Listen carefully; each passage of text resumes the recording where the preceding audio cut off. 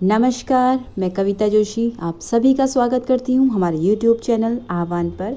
आइए सुनते हैं आज शाम की कुछ प्रमुख खबरें। उत्तराखंड भाजपा ने चुनाव प्रभारियों की नई टीम उतारकर राज्य में सामूहिक नेतृत्व को दी मजबूती। भाजपा नेतृत्व ने उत्तराखंड के विधानसभा चुनाव के लिए चुनाव प्रभारियों की नई टीम उतारकर राज्य में सामूहिक नेतृत्व को मजबूती दी है।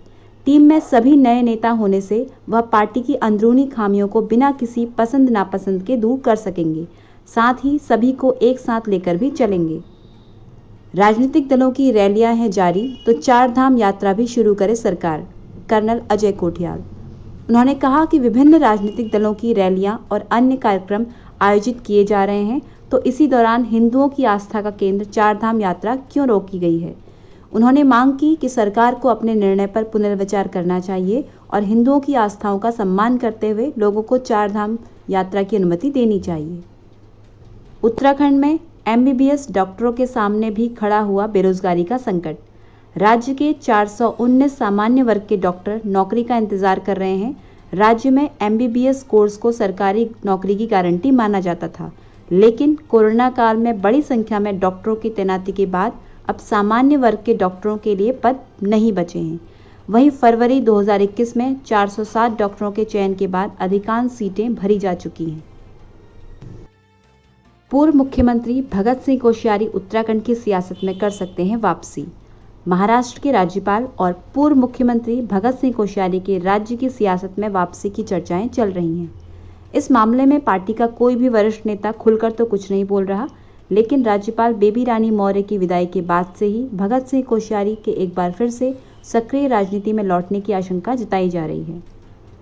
देहरादून की ग्राफिक एरा यूनिवर्सिटी देश के टॉप 100 विश्वविद्यालयों की सूची में हुई शामिल। केंद्रीय शिक्षा मंत्री धर्मेंद्र प्रधान ने NIRF रैंकिंग जारी की है। केंद्र सरकार की इस सूची में ग्राफिक एरा डीम्ड यूनिवर्सिटी को 75वां स्थान मिला है। यह उत्तराखंड का ऐसा एकमात्र विश्वविद्यालय है जिसे लगातार दूसरी बार इस सूची में शामिल किया गया है। देहरादून के जोगीवाला के लिए नया ट्रैफिक प्लान किया गया लागू। देहरादून शहर के सबसे बड़े यातायात बोटलनेक जोगीवाला के लिए SSP के निर्देश पर नया ट्रैफिक प्लान लागू किया गया है। इसके तहत मोहकमपुर ROB से रिस्पना पुल के बीच एक लेन में ट्रैफिक चलाया जा रहा है। इसके साथ ही पीक आवर्स में यहाँ भारी वाहन प्रतिबंधित कर दिए गए हैं। गंगोत्री क्षेत्र में वर्ष भर में ठंडी हवाओं से ज्यादा बह रही गर्म हवाएं। राष्ट्रीय जल विज्ञान संस्थान के वैज्ञानिकों की ओर से किए गए कैटाबेटिक एंड एनाबेटिक एनालिसिस में यह साफ हुआ है कि गंगोत्री क्षेत्र में वर्ष भर में ठंडी हवाओं से ज्यादा गर्म हवाएं बहती है। जिस सीजन में ज्यादा बर्फबारी नहीं होती है, उस सीजन में गर्म हवाओं से ग्लेशियर्स तेजी से पिघल भी रहे हैं और उनके पीछे खिसकने का अनुपात भी बढ़ रहा है।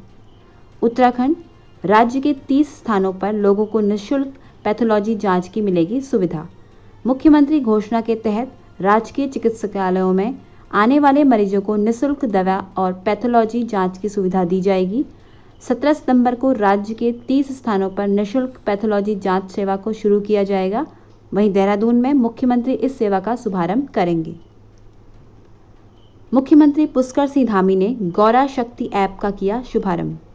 महिलाओं की सुरक्षा के लिए उत्तराखंड पुलिस ने गौरा शक्ति नाम से मोबाइल ऐप तैयार किया है। इसके माध्यम से महिलाएं किसी भी आपात स्थिति में पुलिस को शिकायत कर सकती हैं। इस ऐप का गुरुवार को पुलिस मुख्यालय में मुख्यमंत्री धामी ने शुभारंभ किया। ऑस्ट्रेलिया के रक्षा मंत्री पीटर डटन को दिया गया गार्ड ऑफ ऑनर। ऑस्ट्रेलिया के रक्षा मंत्री पीटर डटन को गुरुवार को विज्ञान भवन में गार्ड ऑफ ऑनर दिया गया। इस दौरान उनके साथ रक्षा मंत्री राजनाथ सिंह भी मौजूद रहे। ऑस्ट्रेलिया के रक्षा मंत्री पीटर डटन और विदेश मंत्री मॉरिस पायने आज से 3 दिन के भारत दौरे पर हैं। वहीं दोनों शुक्रवार को 2+2 मंत्री स्तरीय वार्ता में हिस्सा लेंगे। प्रधानमंत्री नरेंद्र मोदी करेंगे सरदार धाम भवन का लोकार्पण।